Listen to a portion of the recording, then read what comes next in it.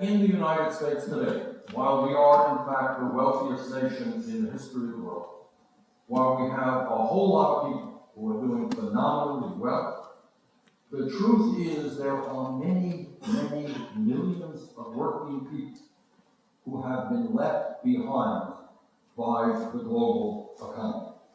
And often these are working class people in rural areas of America, where you once had a town where you had a factory producing real products, paying people decent wages, often with a union.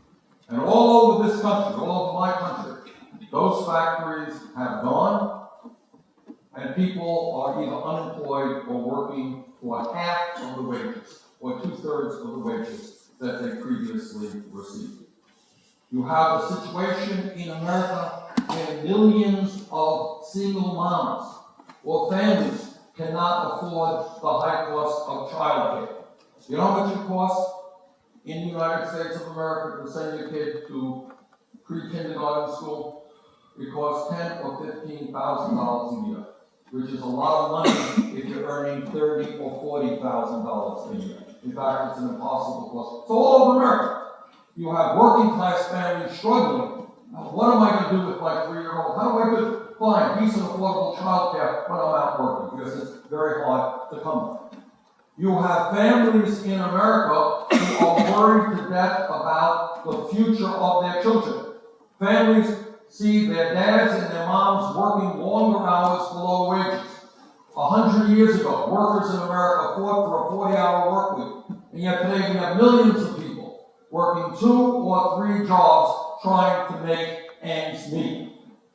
Half of older workers in America, people 60 who are older, have nothing in the bank as they face retirement. I want you to think about it for a moment. If you are 63 years of age, and you're going to retire from your job in a couple of years, and you got zero money in the bank, how do you feel about life? You are very anxious. You are frightened about the future.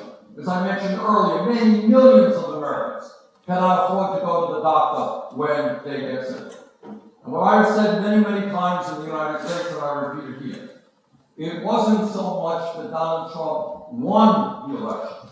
It was that the Democratic Party lost the election. Because the Democratic Party turned its back, ignored tens of millions of people who are in desperate economic conditions. Now, the truth is that after 8 years of Barack Obama, the economy of the United States was much better when he left than when he came in. Unemployment was down, the deficit was down, financial institutions were much more stable. But having said that, there were millions of people who felt that nobody was listening to their pain.